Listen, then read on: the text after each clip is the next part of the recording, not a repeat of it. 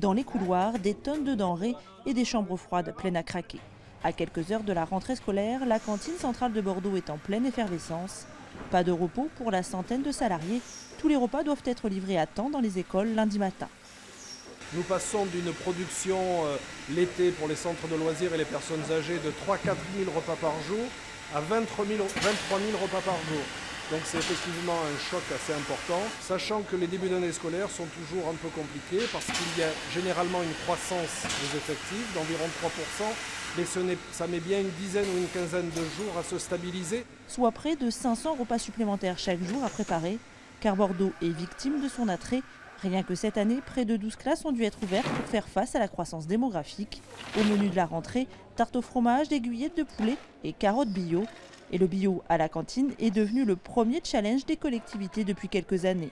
Nous sommes à quasiment 30% de bio servis quotidiennement dans les 23 000 repas que nous fabriquons. À l'heure actuelle, nous avons encore du mal à trouver suffisamment de producteurs bio pour nous permettre de fournir autant de bio au quotidien.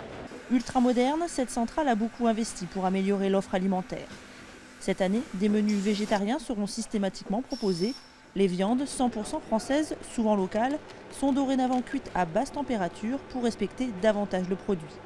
Autre exemple ici, avec ces nouvelles machines de décontamination. Depuis maintenant 2 ans, nous utilisons ces lignes de désinfection qui nous ont permis de retirer l'eau de javel.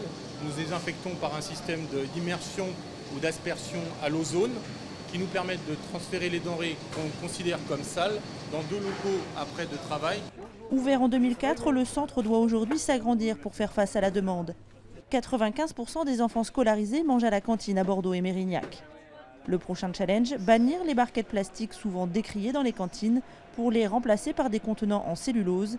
L'expérimentation devrait voir le jour au premier trimestre 2018.